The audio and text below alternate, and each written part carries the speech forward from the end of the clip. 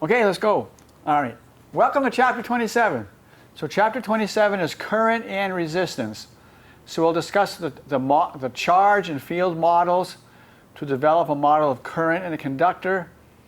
We'll develop a micro-macro connection between the motion of charge carriers and conventional current. We'll talk about conductivity and resistivity and introduce Ohm's law and resistance. So kind of a caution. This chapter is really preparing us for the next chapter, which is about circuits. So some of this, there's a lot of formulas in this chapter, and I'm not going to derive most of them because it's done in the book. So it might be sort of disjointed. I'm just going to keep giving you all these things that seem to be disjointed, but we'll use them next chapter. All right. First of all, let's talk about electron current. So, what really happens, right? The motion of electrons. So we turn on a water faucet. So there's moving water, moving molecules, moving atoms, moving plus charges, moving minus charges. Does this constitute an electrical current? It does not, because there's, what's the charge? It's neutral. So there's no net movement of charge because the charge is zero. On the other hand, so here we have a battery, wire, light bulb, wire, switch that's closed, and wire. So what moves along the wire? Conduction electrons. So is this an electrical current? Well, yes, obviously it is, because it's only the negatively charged electrons that are moving along the wire. So there is a net movement of charge. And it's an electron current. So we're going to call that small I with an E. Electron current. We're not going to use that very often. So that's electron current.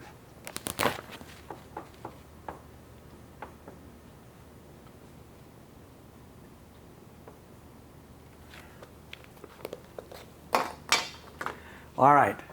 Now let's consider the wire. Let's say it's copper.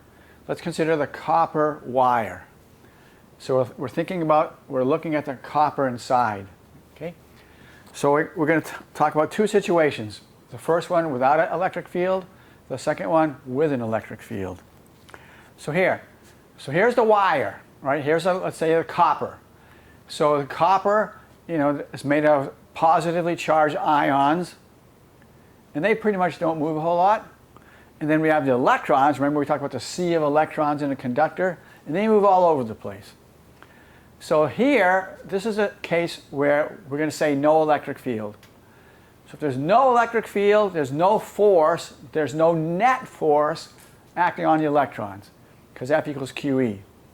Now, we're not talking about absolute zero, right? We're talking about, let's say, room temperature. So the electrons have, thermal energy. So they're going to be going around every which way. So here, we call this random thermal motion. The electron has frequent collisions with the ions, but it undergoes no net displacement. So if there's no net displacement, that means that the net velocity is zero.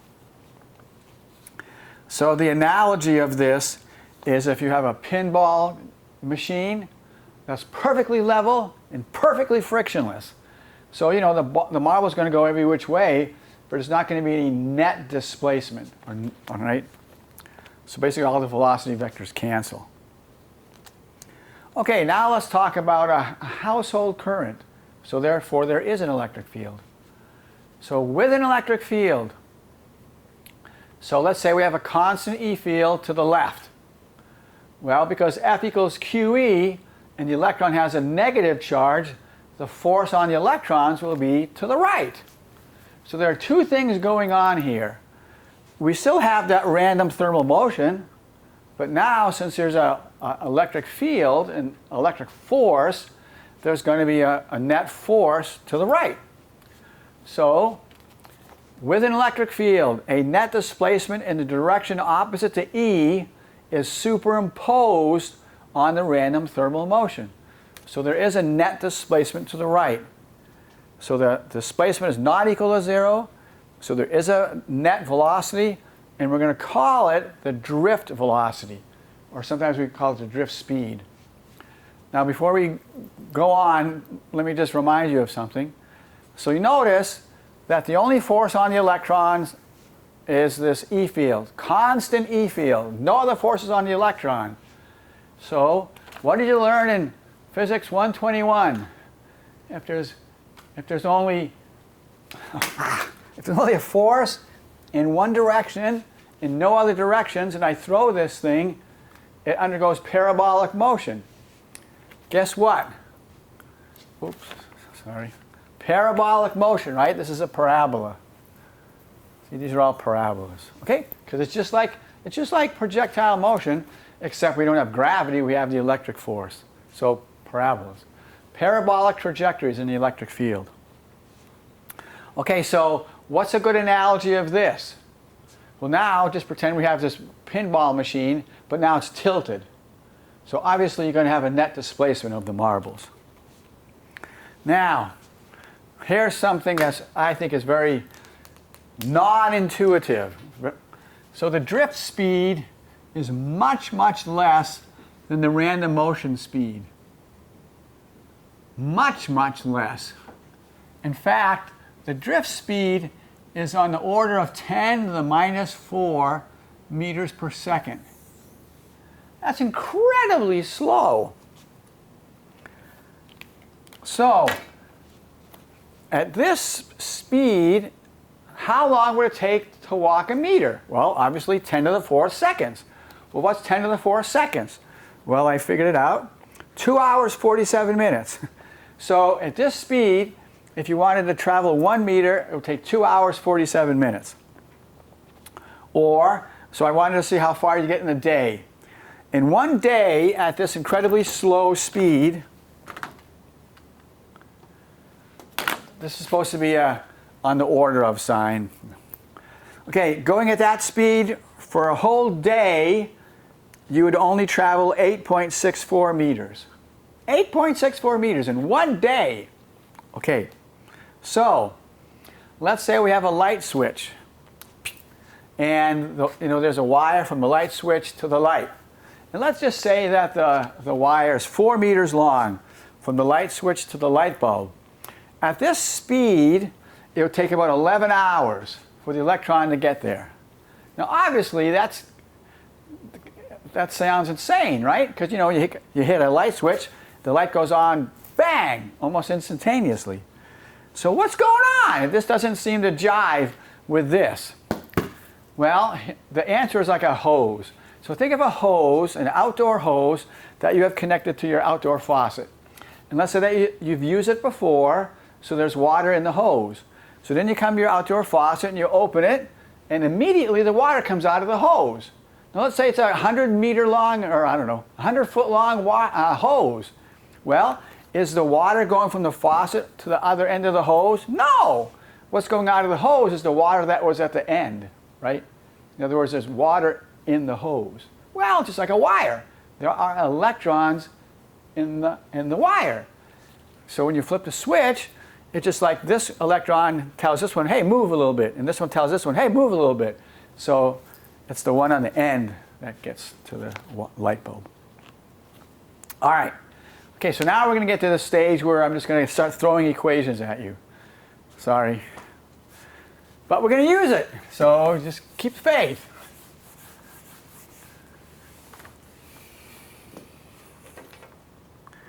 So this is a classical model now, a classical model of conduction in metals. Okay, so we're going to just assume that a typical metal has like 1 loose or free conduction electron per atom. Okay, and what we want to do is we want to relate the electron current to the E field.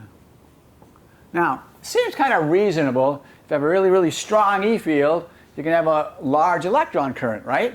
I mean, that seems reasonable, but let's actually see it. Okay, so the electron current is defined to be just the number of electrons divided by delta T. So you have this wire. You have a wire, and you have these electrons moving through the wire. So this is the wire at time t. This is the wire at time t plus delta t. So these electrons are now over here. Okay, so that's the definition. The number of electrons that are moving in some time delta t. Now, you know, we don't usually know the number of electrons in a little segment of wire, right? But what we do know, we know the electron density. We know how many electrons there are per volume. So, yeah, again, this is just the number of electrons per time. Okay, which we don't know, but we know the electron density. For most metals, it's like 10 to the 28th to 10 to the 29th electrons per cubic meter. And people just know that. Okay, so let's use it. So the number of electrons is the electron density times the volume, right? Because the density is the number per volume. If we multiply that by volume, we get the number over delta T. So we're going to say the electron density is lowercase n. So we have lowercase n E times volume over delta T. Okay, so now I'm going to skip a whole bunch of steps during the book, and I'm going to come up with another equation. So electron current equals the electron density times the cross-sectional area of the wire times the charge of an electron, E. Okay, this is a tau, Greek letter tau. That's the time between collisions. So you're kind of thinking of this, you know? So the electrons are smashing into these positive ions. But if you want the electrons, you know, if you have a current, so you're thinking of the electrons moving along, then the time between collisions is important. So that's why there's this tau, the time between collisions. And then there's the mass of the electron, and then that's multiplied by the electric field. Again, so I didn't prove this, right? Here it is. Okay, now let's think about this. Let's say we have a copper wire at a specific temperature. Well, the number of electrons per volume, that's constant. Cross-sectional area is constant. Charge of an electron, that's constant. This is the time between collisions, and that depends on the temperature. If it's super hot, then the electrons are going to be going fast, and there's not going to be much time between collisions. If the wire is super cold, then there's going to be a lot of time between collisions. But what I'm saying is, we have a wire at a given temperature. So this is constant. And this is the mass of the electron, that's constant. This is a variable. So basically what we see is what we kind of talked about before. So the electron current is proportional to the electric field. Big electric field, big electron current. Small electric field, small current. All right? Seems to be reasonable, seems to make sense. Okay, so we're going to use that later, so I'm going to write it over here.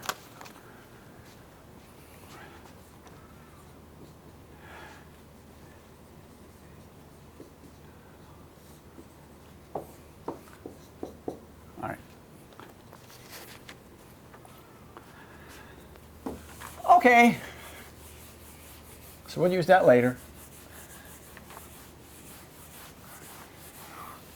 All right, so we've established the fact that the electron current depends on the E field. Well, wait a minute. Now we have to figure out how do you get an E field in the wire. So that's what we want to talk about next. So let's review. So we've talked about conductors in electrostatic equilibrium. So that means that the charge is not moving. Now that is certainly not the case here, right? But all right, so let's just review this again. So conductors in electrostatic equilibrium. The E field has to be zero inside because of this. F equals QE.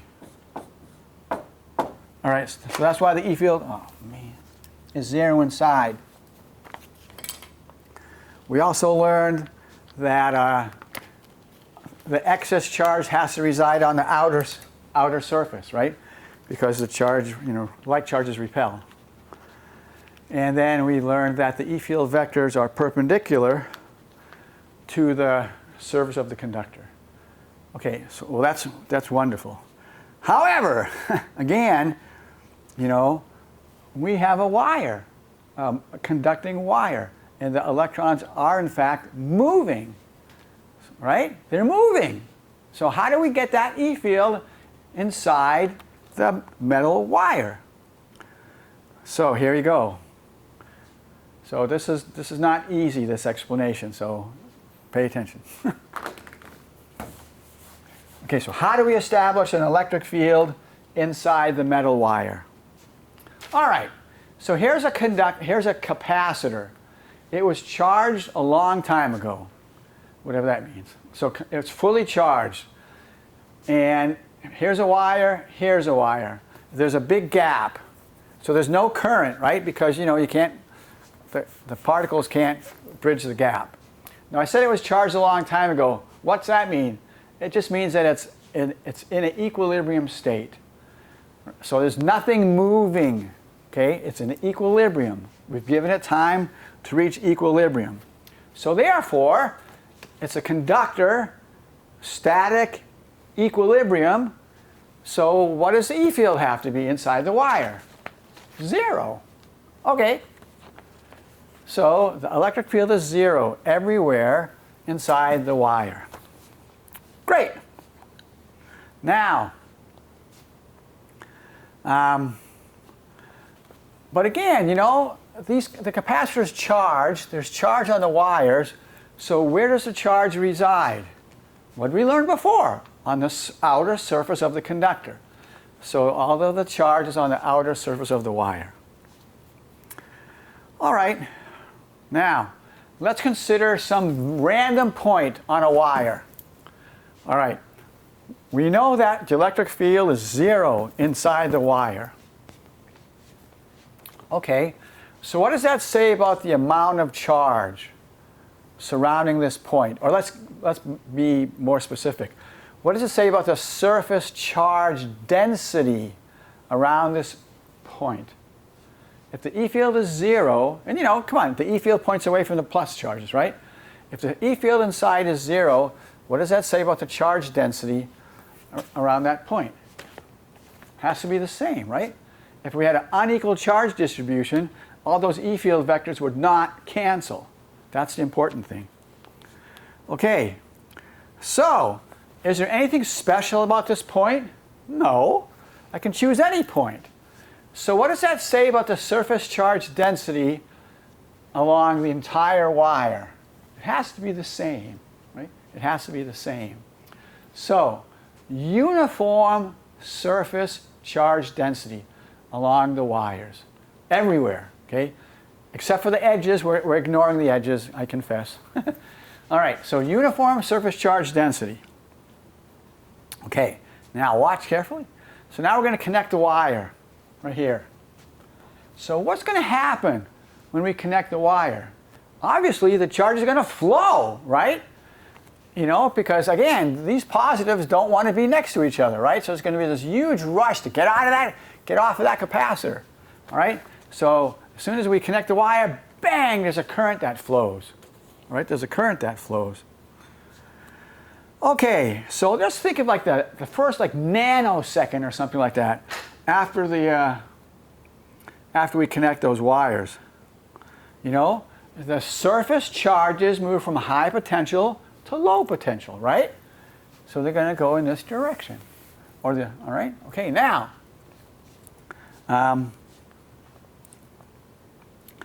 but what's going to happen to the surface charge density? See, before we connected the wire, it was uniform. Do you think it's going to be uniform now? Probably not. Well, definitely not, right? Because there's a lot more charge here than over here, So there's not going to be a uniform charge density anymore. All right. So we're going to model this with rings of charge. Rings of charge. And the nice thing about this is we discussed this in that chapter where we calculated all those electric fields, the difficult way, all right? So let me remind you. So here's a ring of charge. I called it a circular wire back then, but now I want to call it a ring of charge. So here's a ring of charge, like on a horizontal, right? And this is what we calculated. The E field is in the Z direction. So in other words, if I had my ring of charge on my paper here, the E field would point perpendicular to that. All right? So that's important. Okay, so here we go. So let's look at points A and B. So you see there's a large surface charge density here, not so large there. So at A, ring of charge, right? Lots of charge. At B, ring of charge, not so much charge. So at A, again, all I care about is here. I don't care about here, right? So here, the E field points in perpendicular, right? Perpendicular to this plane, or in the Z direction, okay? So we have this EA, really big. For this ring of charge, it points that direction. But it's not so big because there's not so much charge. So big vector that way, small vector that way, the net vector points that way from A to B. So what does that mean? What did we just establish? We just established an electric field inside the wire. And we could have used the negatives. It would have been a similar argument, okay? So basically, there you go, right? We have an E field inside. Now, is this going to last forever? Certainly not, because the capacitor is eventually going to discharge, right? Okay. All right, so that's how you establish an electric field inside the metal wire. Okay, so now what we want to talk about is conventional current. We've already talked about this. We just want to talk about it a little bit more. Conventional current.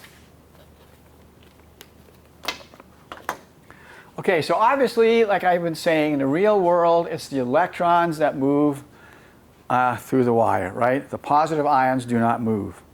But a long time ago, before people knew about electrons, they defined, a long time ago, before people understood or knew about electrons, this is how they defined current.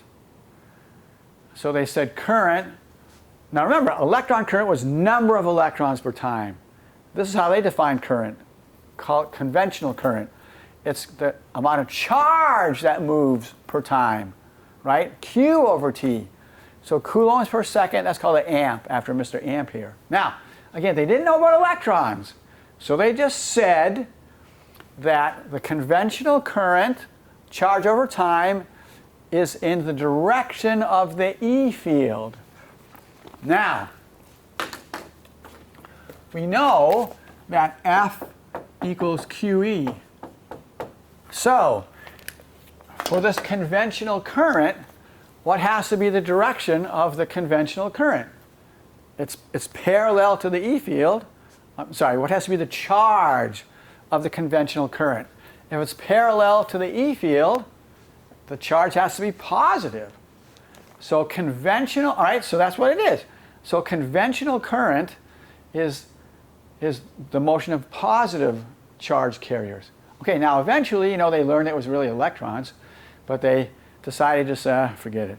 Keep it this way. So we always talk about something called a conventional current. It's the motion of positive charge carriers. What's a positive charge carrier? There is no such thing. But it just makes it makes all the math work out easy to have a positive charge, so we just keep it, right? I didn't say proton because that'd be a lie. I said positive charge carrier, okay? So it's okay. I mean, the only difference is if you know the direction of this, the real direction of the electron current is opposite. Well, we don't usually care about the direction, so it doesn't matter. All right, so pretty much for the rest of this semester, we're always going to talk about, or usually going to talk about uppercase I. That's conventional current, the motion of these imaginary positive charge carriers. Now, I just said it a minute ago that, the electron current was just the number of electrons per time. And I said that conventional current is the charge, well, I'll just say D, the charge, the motion of the charges per time. So how are these two currents related? Well, you know, so I, like I just wrote, delta Q over delta T, and that's the charge of an electron, right? Just E, right? E times NE over delta T, which is just, you know, it's just E times there. Okay? Ta-da! All right. Again, E is the charge of an electron or a proton. Okay, another formula that we'll use later is called current density. Current density J equals I over A. A is the cross-sectional area of the wire. So we'll use it, sorry, a lot of formulas this chapter. Current density, J over I. All right, let's talk about conservation of current. So in the first chapter of this semester, first week of this semester, we talked about the fact that charge was conserved. Well, you know, current is the motion of charge, right? So I think it seems pretty reasonable that current should be conserved. So here's a current I coming in this wire and the three outgoing wires with currents I1, I2, I3. So what do you suppose is the relationship between I and I1, 2, and 3 if current is conserved? Well, I think you have to agree, if current is conserved, that the incoming current has to equal the outgoing current. All right. That's all there is to it. Now this is, I'm just setting up for something later. Let's think about this. This is called the RC circuit because there's a resistor and there's a capacitor. So, you know, we say there's this current going around in a clockwise direction, and, you know, current has to be conserved, right? So that would seem to imply that there's a current here, doesn't it? I mean, right? If it's going around, you know, current's conserved, in equals out. So there has to be a current there. How can there be a current there? It's a capacitor, right? There's a gap, there's an air gap or whatever, there's a gap. You know, the charge carriers don't jump across that gap, so what's going on? So what we're going to learn later on when we learn about magnetism is there really is a current there. It's not what we've been talking about, it's not the motion of charge carriers, it's something else, but it acts just like a current. So again, just remember this because we're going to hit it really hard in a few weeks. All right. Now, let's talk about the current before or after a light bulb or something like that. So, this is a power supply, which is just a battery, right? That's plugged into the wall. I mean, you can think of it like that. Here's the current, the red, comes into the ammeter. We measure it, measure the current. Current comes out, goes here, and then the light bulbs are lit, and then the current comes out over here. We measure it with this ammeter, and then we have to have a complete circuit, so this goes back to the power supply. Okay, so the current in the wire at point A is I1. The current in the wire at point B is I2. How are I1 and I2 related? So please pause your video and figure it out. Okay, we're back. I1 equals I2. Remember, what does a battery or a power supply do to let's say, an electron or a positive charge carrier? It gives it energy. So what happens to the energy when the current lights up these light bulbs? The electron gives up its energy to the light bulbs. But the light bulbs don't eat the electron. They just use their energy. Okay? So the current's the same everywhere, right? The current is the same everywhere. But here it has a certain amount of electrical potential energy where here it doesn't. Okay? Simple as that. So that's why the currents are exactly the same. All right. Okay, now we're going to have some more formulas. So I should apologize, I guess. Lots of formulas now that we'll use later. Okay. So earlier we had the electron current was equal to electron density, cross-sectional area, charge of the electron, time between collisions, divided by the mass of the electron, all multiplied by the E field. All right. We also had that the conventional current was equal to the electron current times the charge of an electron. Okay, great. So let's get an equation for the current density. So again, the current density is conventional current over the area. So we have this. Okay, so we have E times this, which is going to be N E A E squared tau divided by M, but divided by A, so this A goes away, times E. Okay. Now, for a given conductor at a given temperature, constant, constant, constant, constant. So we can say that the current density is proportional to the E field. Well, no kidding. I mean, we had the current's proportional to the E field, so the current density ought to be proportional to the E field, right? All right. Now, look at this, though. If this is really, really large, we're going to have a large amount of current, right? If it's really, really small, we're not going to have so much current. So we're going to call this constant sigma. And sigma equals conductivity. So this equation, or this relationship, becomes current density equals sigma E. Okay. So again, the larger the E field, the larger the current, larger the conductivity, larger the current. All right, so if we have a large conductivity, which means we get a large current, let's look at 1 over sigma. Why would we want to do that? You'll see. Okay, so if sigma is large, we have a big conductivity. Well, if sigma is large, what's 1 over sigma? Small. So you're going to have a small conductivity. So believe it or not, that's called resistivity. And they use Greek rho for that. All right? Greek rho. Okay. So that's the resistivity, 1 over sigma. We'll use it. Just keep in mind, we're going to use this one, right?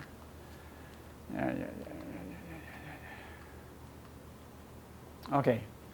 Now, let's talk about something pretty exciting. Let's talk about something called superconductivity. So again, this is the formula for resistivity. Resistivity is 1 over conductivity, which is the mass over N, the electron density, E squared tau. Okay. Now, let's say that we have this conductor, this wire, and we decrease the temperature. So it's just barely above absolute zero. Is that going to change the mass of the electron? No.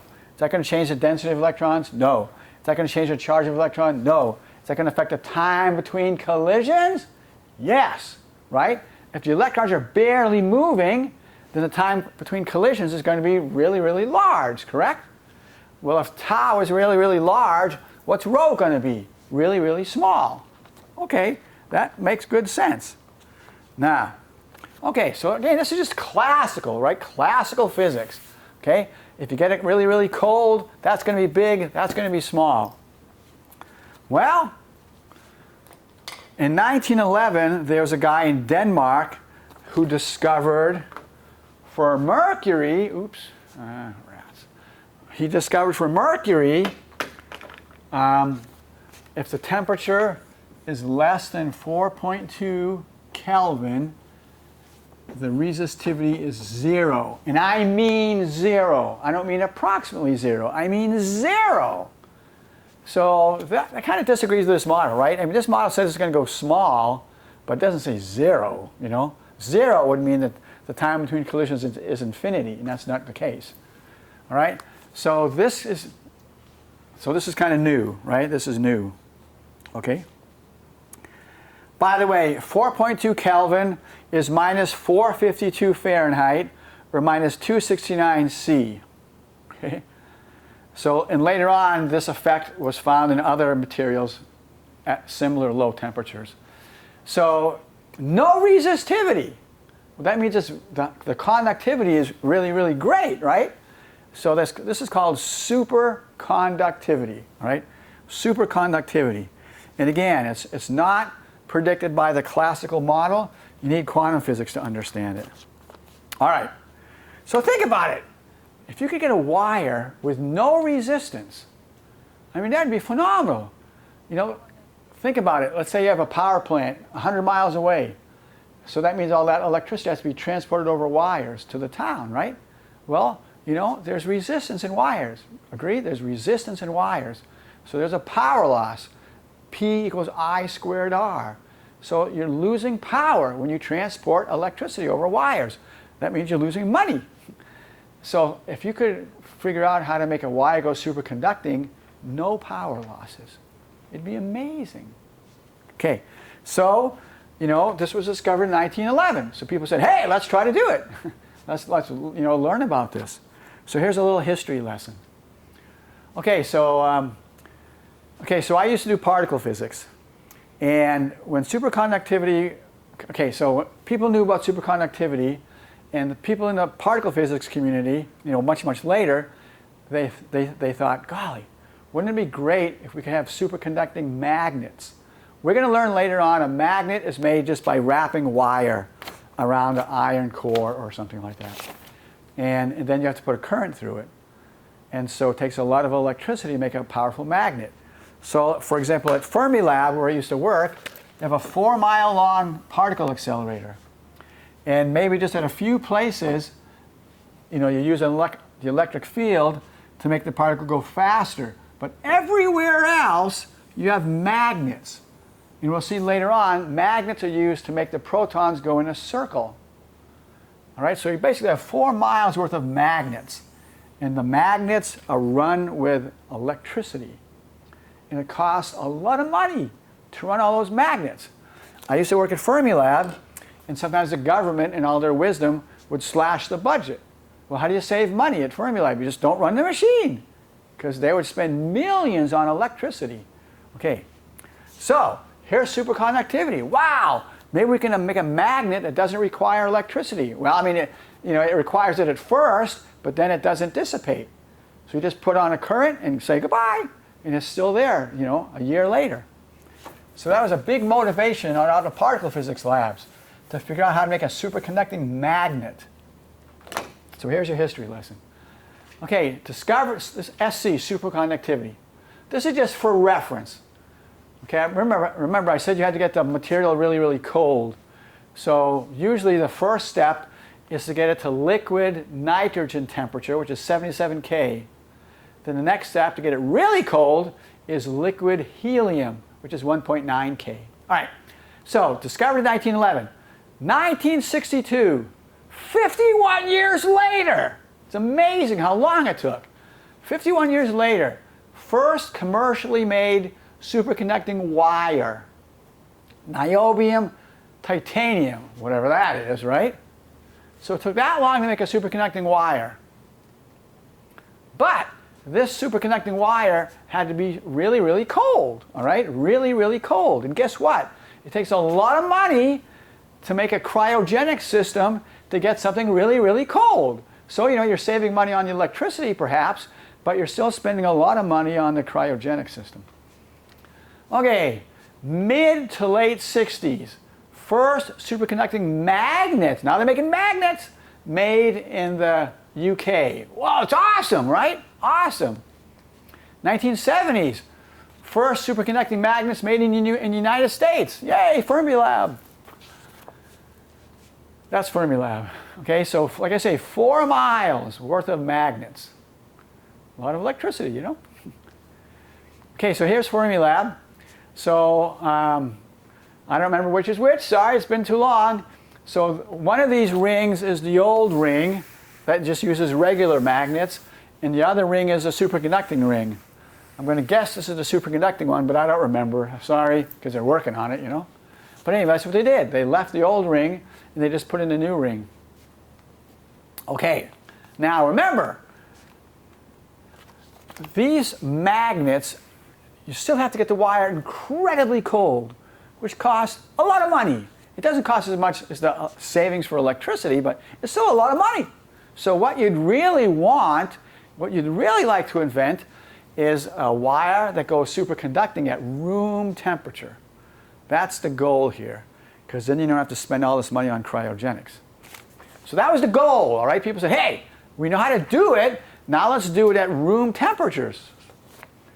Okay, so that's what they're working on. All right, here we go. So 1986, breakthrough. Okay, TC is called the critical temperature. That's the temperature at which the wire becomes superconducting. So look at it. It used to be, you know, it was, what was it? It was like 4, let's see, I don't remember. 4.2. When he discovered it, when it was discovered in 1911, the critical temperature was 4.2 Kelvin. So 1986, breakthrough. Critical temperature 30K. Whoopee! It's still pretty cold, you know. But it's the first time it's above the liquid helium temperature. Woohoo!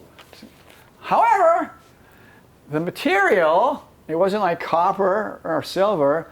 It was a brittle ceramic, which is normally an insulator. That's kind of a bummer, because how can you make that into a wire, you know? But anyway, they're making progress, though, right? They're making progress.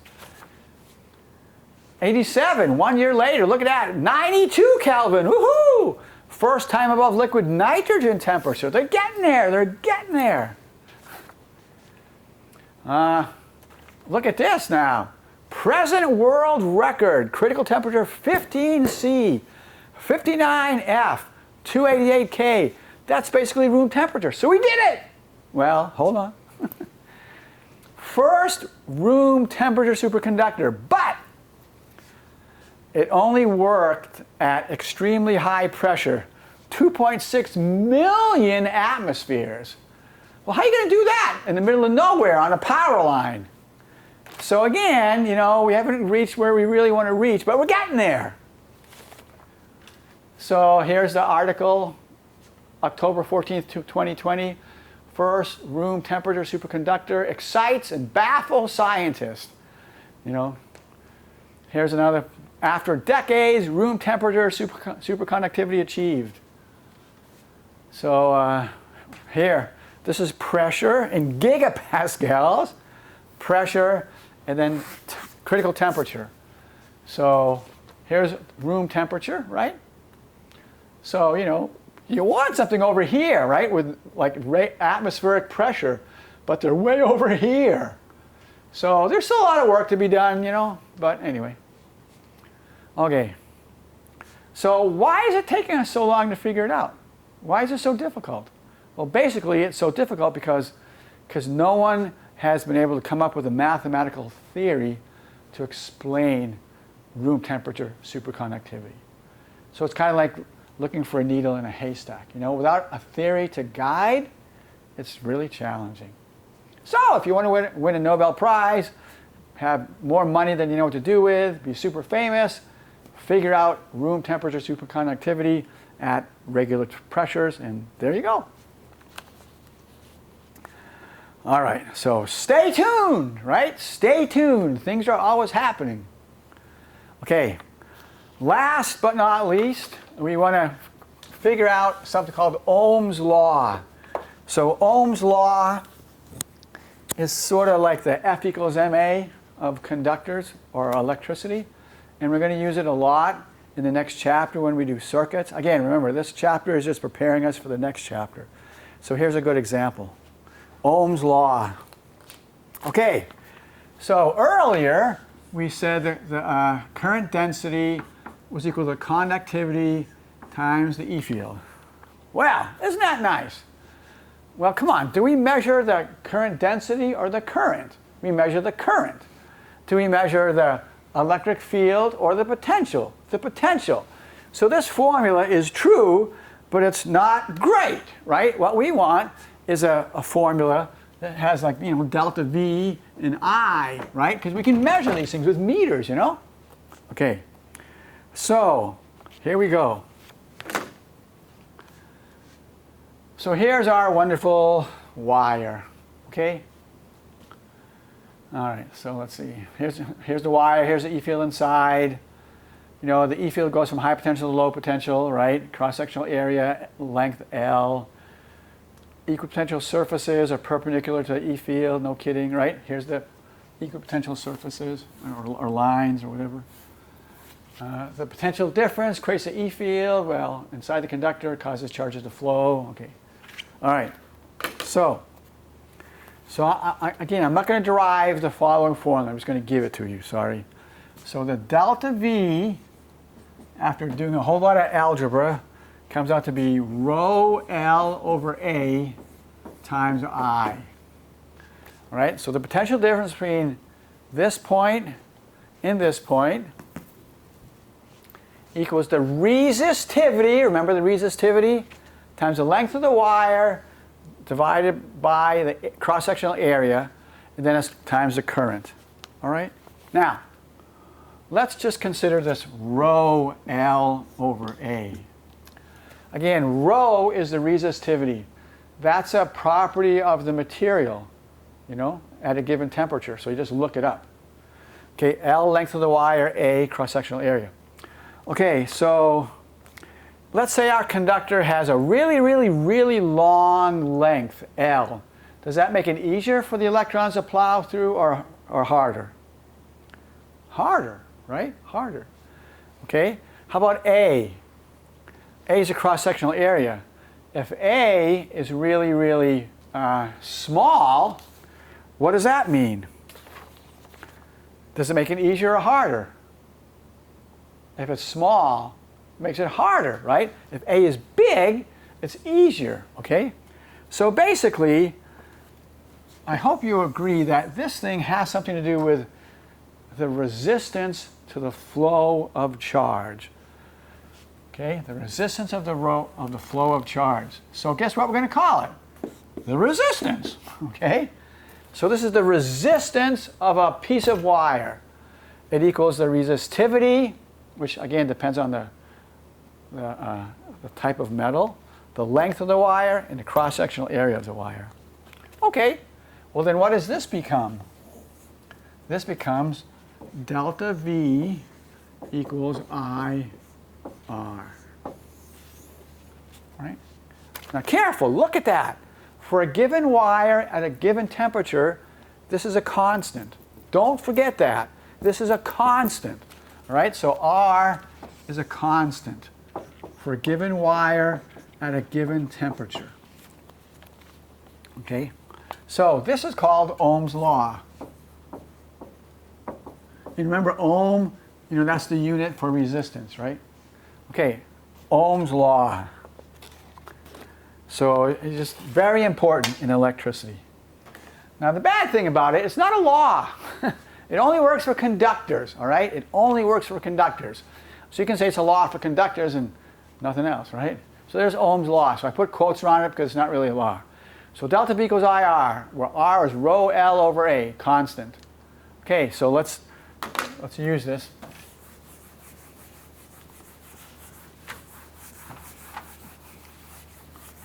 Okay, so we have delta V equals IR. And again, honestly, you should just memorize it because we're going to use it so much in the future.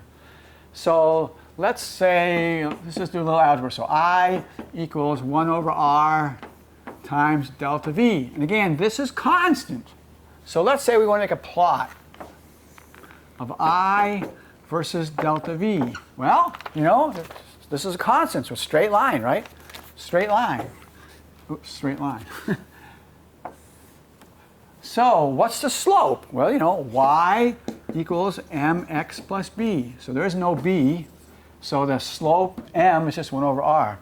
So the slope of this line is just 1 over r. Okay? So there you go. So the current is directly proportional to the potential difference, right? This is a constant. I is proportional to delta V. The slope is 1 over r. Okay? So here I said the slope is 1 over r. Okay, there it says that r is 1 over the slope. Same thing. So this is only true for a conductor when Ohm's law works, right? So the material is called an ohmic material. Ohmic material, a conductor for which Ohm's law works. How about that? Does that look like a straight line? Certainly not. So Ohm's law does not work for this. So that's called, guess what? Non-ohmic material. Okay? So that's what I mean, it's not a real law. Okay, that's the chapter. Let's review. Okay, so we talked about a model of current in a conductor. We used charge in the E-field models. We didn't really do that. We had a micro-macro connection between the motion of charge carriers and conventional current. We introduced conductivity, resistivity, their electrical properties of materials. And we talked about resistance and Ohm's law. So we'll use almost all of this next chapter when we do circuits. So here's some of the important equations. Conventional current is the motion of charge, right? dq dt. And that's equal to the electron current, I forgot my subscript, sorry. The electron current times the charge of an electron.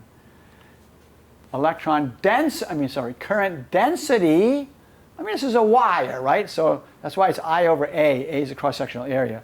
Is the conductivity times the E field. Okay, but what we really use most of the time is not conductivity, it's 1 over the conductivity. This rho resistivity.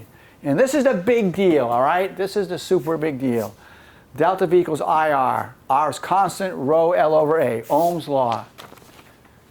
This is a big deal too, but this is the bigger deal. Okay, that's all.